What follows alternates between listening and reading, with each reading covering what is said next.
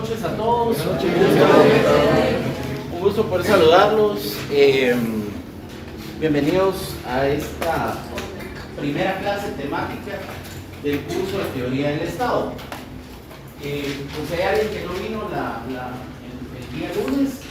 Dimos el lunes únicamente lineamientos generales de observancia tanto para las clases virtuales como para las clases de carácter presencial que vamos a tener durante el semestre.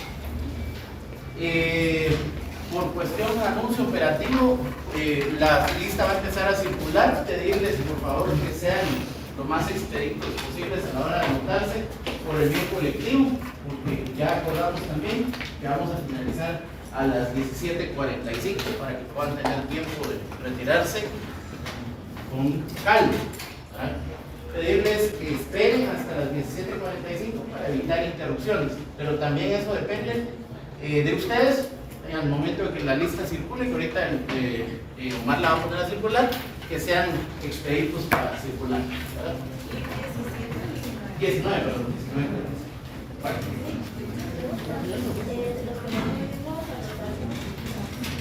Sí, ahorita vamos a circular la del día de hoy, digamos la del primer día fue improvisada, no la podemos volver a pasar, ¿no? Entonces hoy, por mi cuenta, ¿no?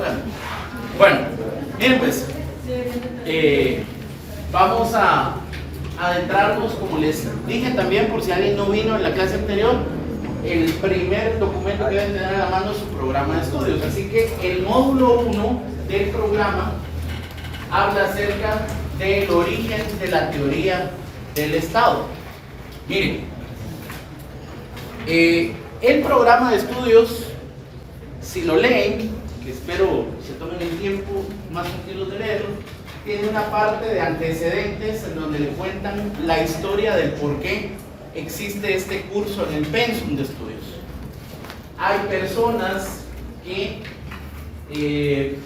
consideran que ciertos cursos del pensum no ayudan, y lo que digo es lo que a veces escucho ya después de 8 o 9 años de estar dando clases. Hay estudiantes que dicen ¿para qué me dan este curso si no me va a ayudar?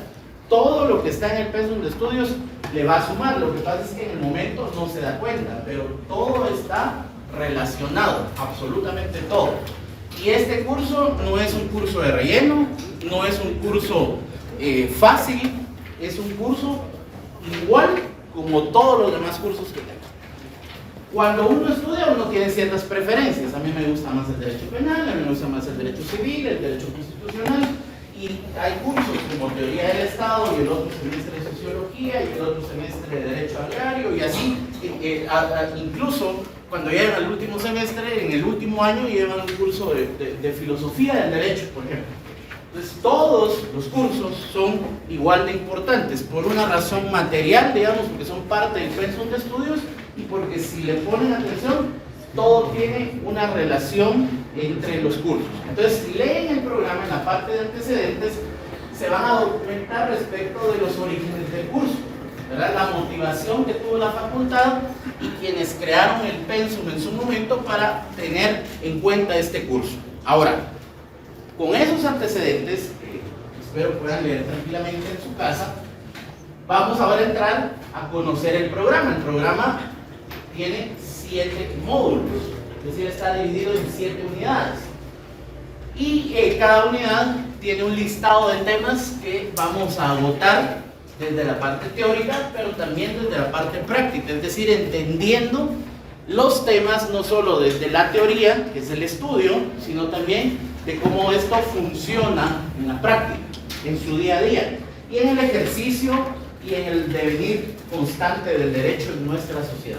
Entonces, partiendo de esas premisas, nos adentramos al primer módulo del programa, que espero lo puedan tener a la mano, que habla acerca del origen de la teoría del Estado. Y ustedes en el pensum de estudios del año pasado llevaron un curso de métodos y técnicas de investigación, y en ese curso ahondaron respecto a el método científico. Vamos a partir de un tema que ustedes ya conocen, que es el método científico. El método científico, recordarán ustedes, es un procedimiento, una serie de pasos organizados, concatenados, que parten de la identificación de un problema, del planteamiento de una hipótesis, hasta llegar a la comprobación de esta hipótesis o a la experimentación que arroja una conclusión. Todo eso es ciencia, es decir, si volteamos a ver en la historia, este proceso surge a partir de cuando en la Edad Media existió una mezcla entre religión y política, se imponían los dogmas. Los dogmas son las ideas duras, incuestionables o pétreas. Y a partir de los dogmas se construían estados.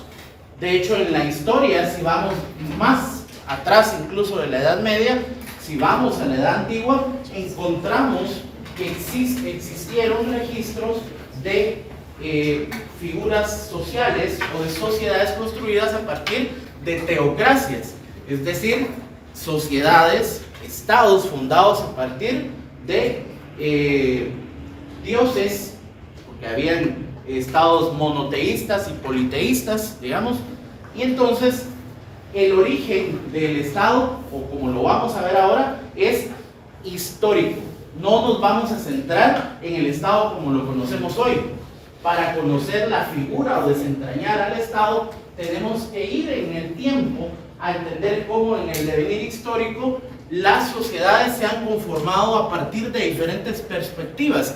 Es decir, no existe únicamente un estado, y tenemos que partir, sobre todo siendo universitarios y siendo de la Universidad de San Carlos, tengo que decirlo, no existe únicamente un estado como lo conocemos. Históricamente han habido muchos estados, muchos modelos de estados en el tiempo y en la historia, ¿verdad? Y de acuerdo a los territorios. De hecho, voy a partir de esto con una explicación o con algo material que todos vimos. Por eso la clase siempre va a mezclar la teoría con la práctica, y les voy a citar ahora un ejemplo que todos vimos hace unos días. Algunos que fueron observadores lo notaron, otros quizás no, pero como ahora el internet deja registro de todo, pueden ir a ver en YouTube el video de la toma de posesión del presidente. Estaban los diputados y los miembros de la Junta Directiva, y una diputada en particular, cuando entonan el himno nacional, no hace el saludo como lo hacen todos. A ver, hay una explicación desde la perspectiva de ella hacia por qué no hacerlo. Y todos acá vamos a entender que ella lo hace porque entiende que el modelo de Estado bajo el cual todos fuimos construidos no es el único modelo de Estado que convive en este territorio. Es decir, ella dice: yo no canto el himno nacional como lo hacen todos porque yo pertenezco está en el Estado de Guatemala, pero pertenece, según su identidad, según sus valores, según su cultura y según su idiosincrasia, a otro Estado plurinacional que convive adentro del Estado de Guatemala. Entonces debemos tener la madurez de entender que eso es un hecho tangible, visible, que lo vimos hace unos días. Vamos a partir de ahí para entender que no existe un solo modelo de Estado. Es decir, hay muchos modelos de Estados, y nosotros como científicos sociales, como futuros profesionales y abogados, estamos llamados a entender que no existe un modelo de Estado absoluto. Es decir, ir hacia eso, que es lo que busca la globalización, por ejemplo, o el globalismo, implica el irrespeto a las culturas o a las cosmovisiones de las minorías.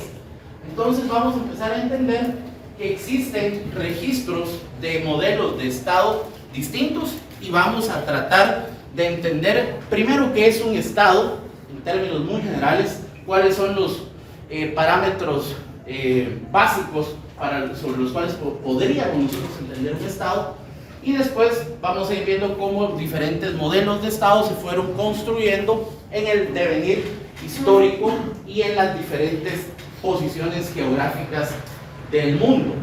Es decir, como les decía, en el mundo antiguo hay registros de diferentes tipos de Estado. Entonces, la teoría, ya que pusimos un ejemplo de la práctica, ahora regresamos a la teoría. La teoría nos dice que hay ciertos elementos que identifican un Estado. ¿Cuáles son? Son tres elementos básicos. el territorio, la población y el poder. Algunos autores hablan de 5 elementos, pero fundamentalmente son 3 elementos: el territorio, la población y el poder. Y entre paréntesis les pongo la palabra organización. Cuando explique esta parte del poder, vamos a explicar el por qué. Entonces, en la historia, como les dije, han habido diferentes tipos de estado, pero todos estos estados tienen una característica: deben reunir estos 3 elementos para poder ser considerados un estado. Entonces, el territorio, naturalmente, si vamos a empezar en orden cronológico, en el mundo antiguo, se requería para determinar un estado que las personas estuvieran en un territorio, es decir, se requiere de un territorio específico. Este concepto de territorio ha ido evolucionando en la historia, porque inicialmente pensábamos en un territorio físico, ¿verdad? La tierra, que podamos sentir la tierra. Pero conforme han ido pasando los años y los siglos, este concepto también ha evolucionado. Hoy en día no entendemos el territorio única y exclusivamente como el territorio físico. Y prueba de ello es lo que pasó después de que finaliza la Segunda Guerra Mundial.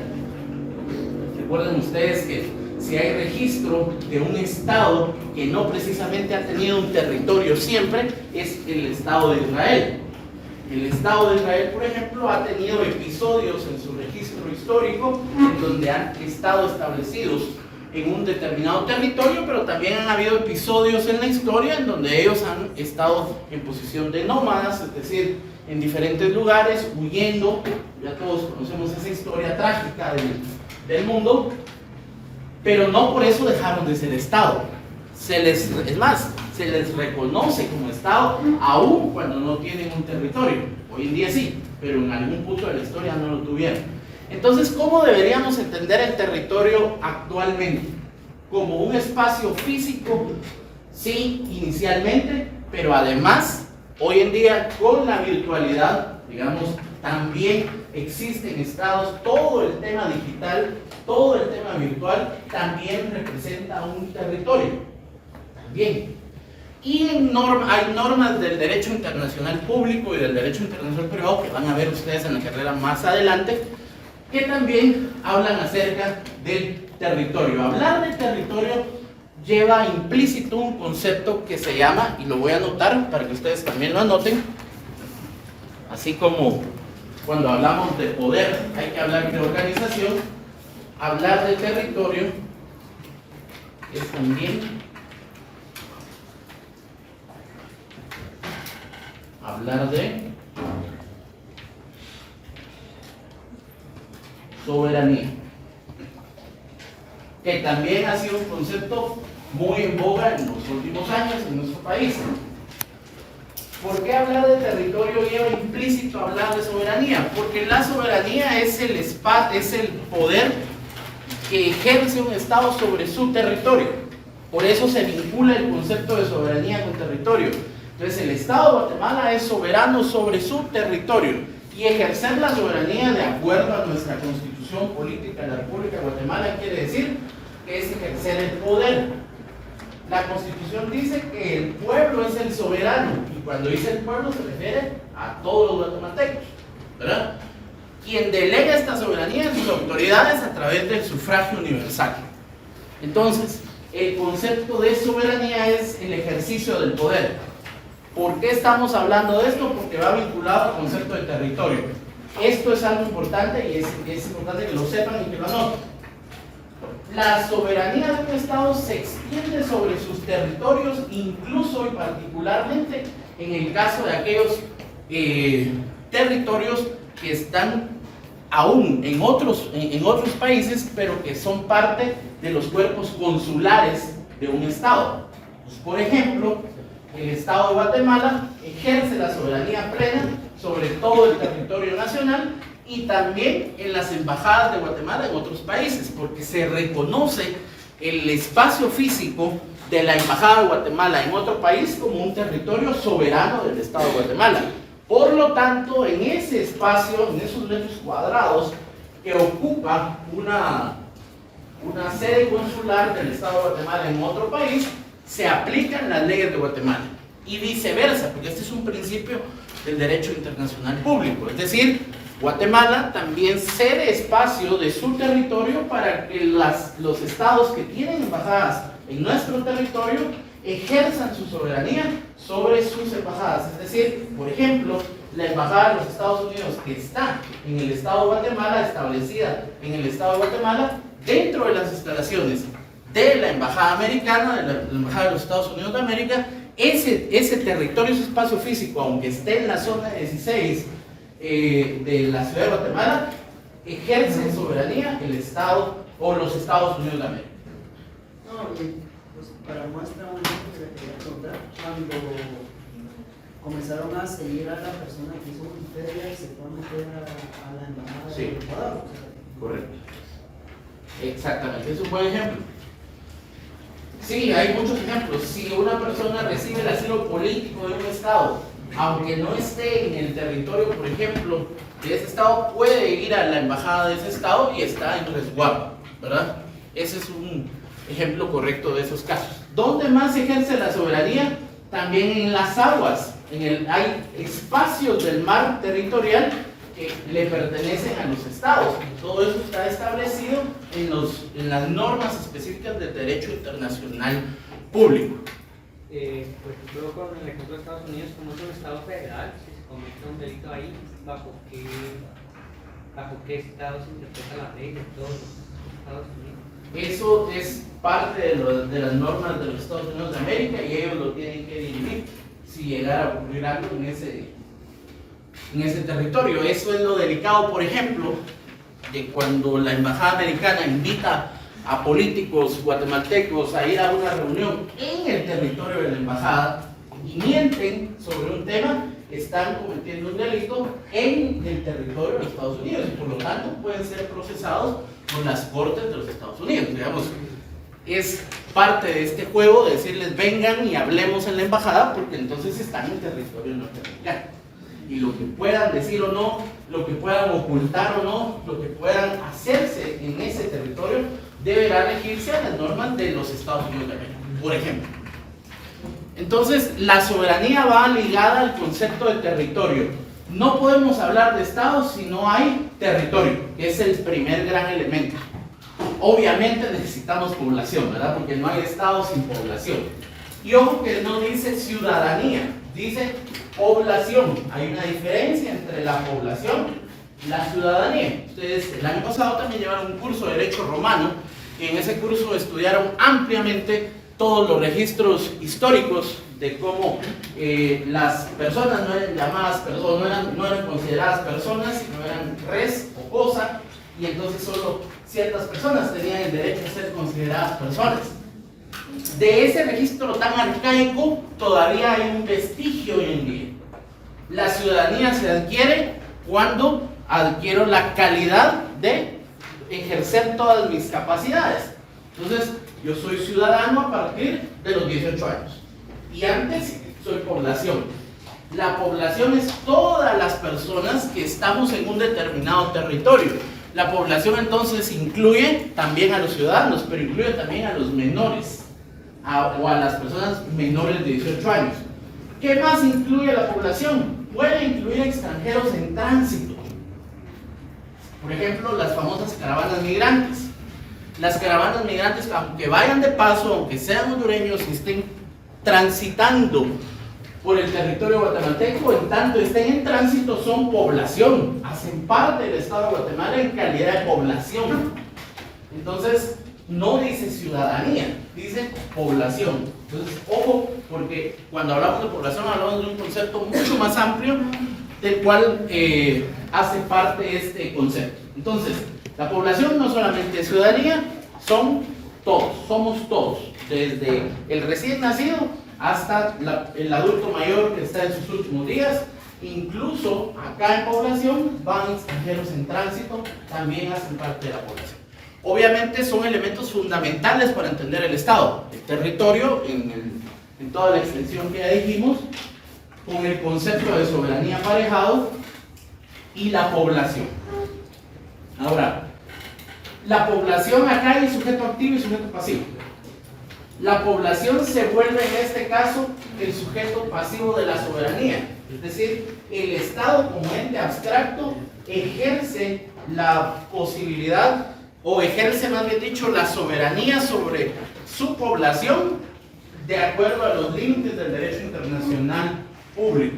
Entonces, ya les decía, el territorio sobre el cual se extiende el Estado de Guatemala, las embajadas, en el caso de los mares también hay aguas internacionales que no le pertenecen a ningún Estado, pero sí hay de la costa hacia la profundidad 5.000 millas náuticas que le pertenecen al Estado de Guatemala, sobre el cual se puede ejercer soberanía. Y aquí voy a traer otro ejemplo de hace algunos años, el famoso barco de una ONG que se asomaba a las costas y ofrecía practicar abortos, ¿verdad? Entonces, como en Guatemala el tema del aborto es un tema regulado, digamos, no permitido, entonces las personas que querían, o las mujeres en este caso, que querían practicar un aborto debían cruzar el límite de las 5.000 millas náuticas y poder hacerse el aborto en aguas internacionales, porque entonces no estaban bajo la regulación del Estado de Guatemala.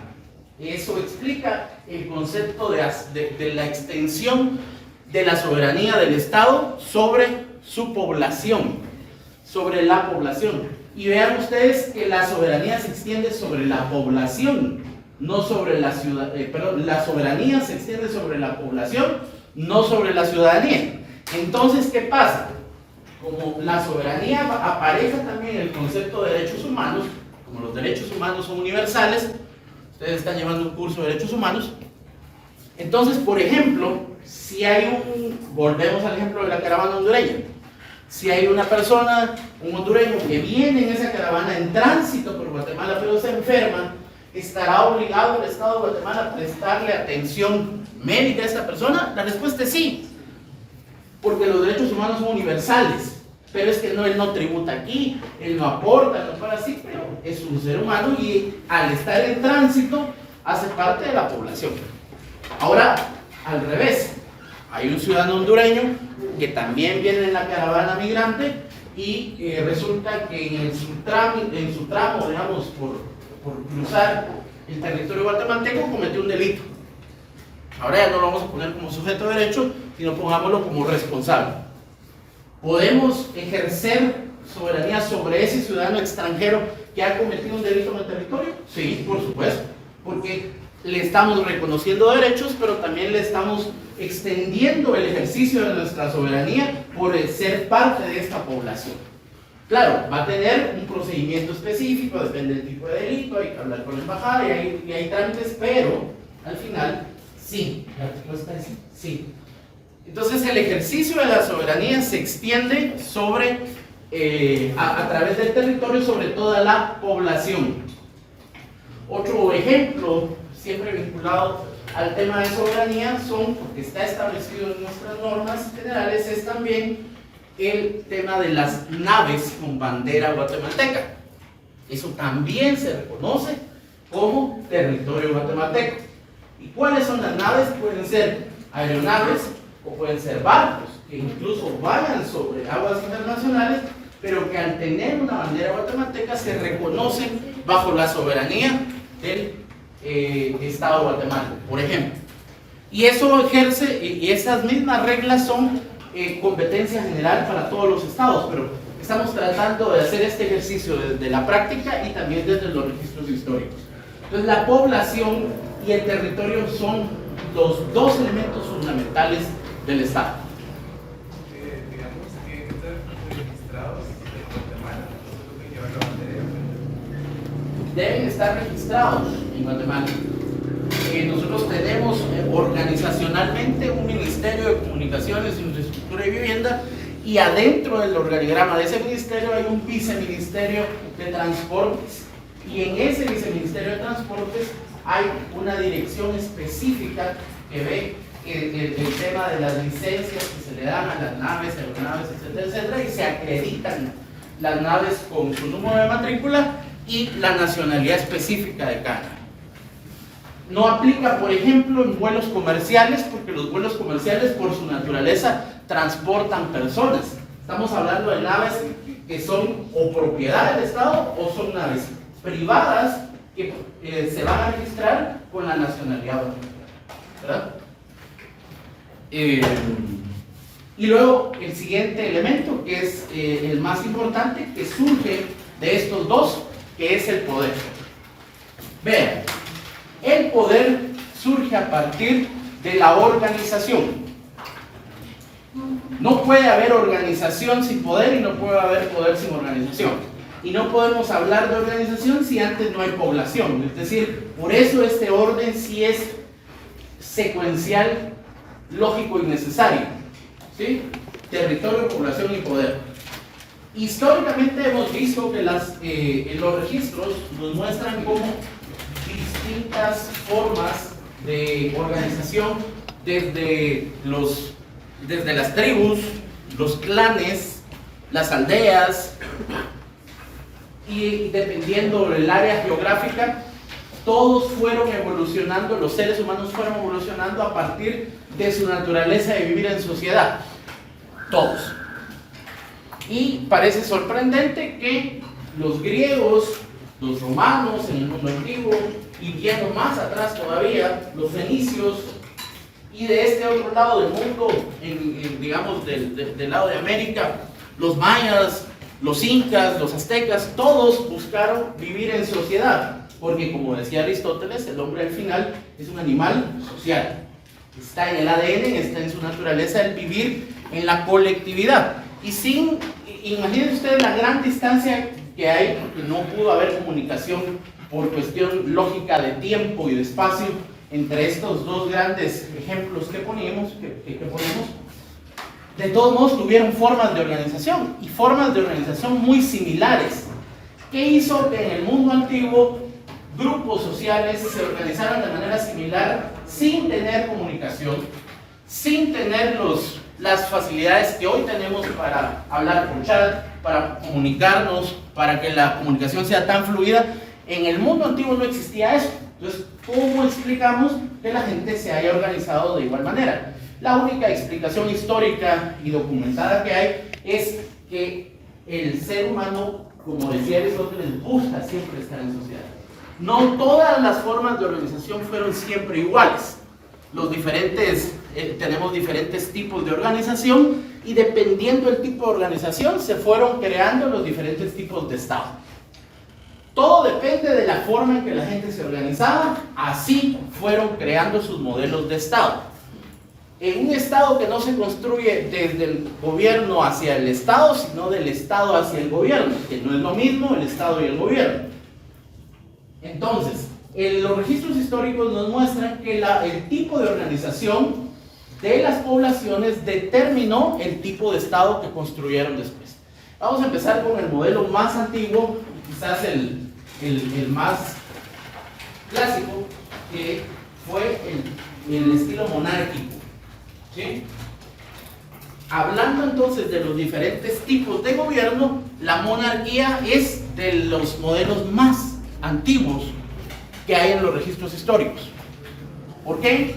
Porque la población se organizó en un territorio para buscar un líder. Y ese líder se volvió en un rey. Entonces ese rey ejercía, miren, son los mismos conceptos dando vueltas. Una población asentada en un territorio se organiza y le entrega el poder a una persona para que éste sea el soberano. Son los mismos conceptos dando vueltas. Y ese fue el primer gran modelo de organización, digamos, la monarquía. Claro, para llegar a la monarquía, primero existieron los clanes, primero existió, ustedes llevaron también un curso de economía, ahí en ese curso de economía vieron las primeras formas en el mundo antiguo de organización, de economía, del trueque, de cómo las diferentes sociedades se fueron organizando a partir de la economía, pero llegan a un punto en los registros del mundo antiguo en donde buscar un rey se convirtió en la primera gran fórmula del ser humano para organizarse. Entonces, entregan el poder a un soberano y con el poder conferido de todos toma decisiones y los demás obedecen lo que él dice. Aquí hay dos, si vamos a los autores, digamos, hay dos corrientes que explican el origen de la monarquía. Quienes lo explican desde el miedo y quienes lo explican desde la necesidad. Algunos autores dicen que el origen de la monarquía fue a partir de la necesidad de organizarse y de tener un líder. Otra corriente explica o cree que más bien fue a través del terror. Es decir, lo que diría Charles Darwin en las ciencias aplicadas, traducido a las ciencias sociales: el más fuerte se impone. Entonces no es casualidad que en los registros del mundo antiguo, casualmente, los reyes eran los más grandes, los más altos, los que se podían imponer por la fuerza física, porque era lo que había en ese momento para imponerse. Entonces el poder, digamos, del origen como tal de la monarquía es justamente a partir, según estas dos corrientes, o a través de la necesidad o a través del terror, de infundir el miedo, de imponer el poder, valga la redundancia. Pero no solo existió la monarquía, existieron diferentes tipos de modelos que se fueron construyendo a partir de las concepciones de Estado que han existido. Si seguimos avanzando, porque hay muchos tipos de gobierno, después del tema de la monarquía, históricamente en la Edad Media, digamos, la monarquía es como el gran sello del mundo antiguo. Pasamos a la Edad Media, y en la Edad Media el gran sello de la Edad Media se llama el feudalismo, que también sé que ustedes el año pasado en el curso de economía vieron acerca del feudalismo. Entonces, el feudalismo es una especie de monarquía, pero mezcla conceptos de carácter económico, en donde yo extiendo mi propiedad privada sobre un territorio, incluidas las personas que están en ese territorio. Entonces, yo soy el señor feudal y todo lo que hay en mi territorio me pertenece, incluidas las personas que viven en ese territorio. Y por lo tanto, puedo cederlas, enajenarlas, venderlas, puedo disponer de las personas que están en mi territorio como dispondría de cualquier otro bien. El gran sello de la Edad Media se llama feudalismo. ¿Por qué? Porque las personas, y ahí es donde ya la monarquía cambia, porque la monarquía tiene un toque romántico, y, según lo que nos han vendido en el mundo actual. El rey es rey porque Dios lo eligió y Dios lo ungió, y entonces hay que ayudarlo a gobernar, ¿verdad? Es romántico, la monarquía es romántica, pero el feudalismo no hay ni cómo adornarlo. El feudalismo sí es de lo más cruel que ha existido en la historia, y el feudalismo es de lo que no hay cómo justificarlo en los episodios de la historia. Digamos, el feudalismo entonces es ese gran sello de la Edad Media. Luego nos lleva este registro histórico entonces a la Edad Moderna. Y llegando a la Edad Moderna, aunque hablamos de que hay registros teóricos de la democracia desde tiempos de los griegos, solo era teoría. La democracia como tal nunca se vivió en Grecia o en el mundo antiguo. La democracia es el sello de lo que tenemos hoy en la Edad Moderna, con sus imperfecciones, con sus falencias, pero al final del día la democracia es justamente ese gran sello de la Edad Moderna. Entonces, el tipo de organización de las poblaciones determina el modelo de Estado que se construye. Entonces, ¿qué es la teoría del Estado, mis estimadas amigas y amigos? Es el estudio del Estado, no de un único Estado. Quiero dejarlo claro, por eso les ponía el ejemplo de entrada. Debemos estar conscientes que hay, o estar abiertos de la mente de que hay una multiplicidad de modelos de Estado sobre los cuales coexisten. Y hablando particularmente del Estado de Guatemala, de nuestra población guatemalteca, nosotros tenemos un registro y una riqueza cultural muy grande en donde, por ejemplo, coexisten también otros modelos de Estado en nuestro propio territorio. Y estamos llamados a respetar esos modelos de Estado dentro de un mismo territorio sin que eso implique romper el orden constitucional. ¿Alguien me había levantado la mano ahí? Ya, Nos faltan 2 minutos, así que momento, por favor. A ver, entonces, territorio, población y poder, 3 elementos constitutivos fundamentales del estudio del Estado, de la teoría del Estado. Entonces, atendiendo a lo que dice el programa en el primer tema del origen, ¿cuál es el origen de la teoría del Estado? ¿Cuál es el origen del estudio del Estado? ¿Por qué nosotros y por qué ustedes que se están preparando para ser abogados les interesaría saber cuál es el origen del Estado? Porque ustedes, como abogados, van a ser los principales interlocutores entre sus clientes y el Estado. Entonces lo tienen que conocer el origen del Estado, porque el rol de ustedes como futuros abogados es sentarse un día en su despacho, escuchar los problemas de su cliente, tomar todos esos problemas y darle una solución usted solo, no a través de las instituciones del Estado. Entonces este curso es para que entienda primero el origen del Estado y luego en el desarrollo de todo el curso que entienda cómo funciona el Estado. ¿Y para qué le va a servir eso? Para darle solución a sus clientes dentro de 8 o 9 años cuando ya estén ejerciendo. Esa es la idea de este curso. Los veo la otra semana.